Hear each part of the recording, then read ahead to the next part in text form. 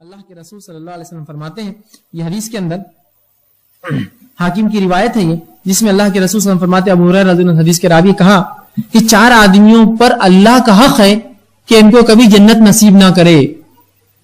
4 آدمی ایسے ہیں جن کو اللہ کو حق ہے ان کو کبھی جنت نصیب نہیں کریں گا، مطلب ہمیشہ جہنم میں جلیں گے۔ پہلا فرمایا شراب خور،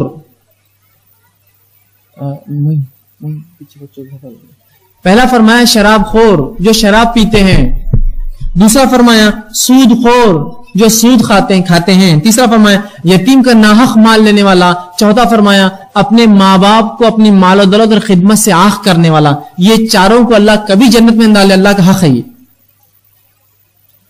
شرابی، ہم شراب کو عام سمجھتے ہیں، آج کہ میرا عنوان نہیں ہے، سود آج عام سمجھ لیا گیا۔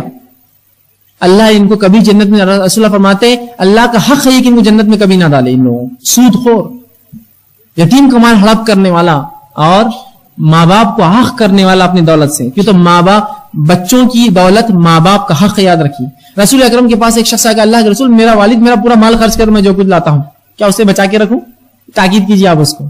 رسول اکرم اس کے والد کو بلایا اور کہا اس لڑکے سے، تو اور تیرا مال دونوں تیرے باپ کا ہے، تو خود بھی تیرے باپ کا، اس کا مال بھی تیرا ہے، تو اس کو روک نہیں سکتا، خرچ کرنے دے، کھول دے اس کے لیے۔ تو جو ماں باپ کو حق کر دے اپنی دولت سے، اپنی خدمت سے، یہ بھی جنت میں نہیں جائیں گا۔ اللہ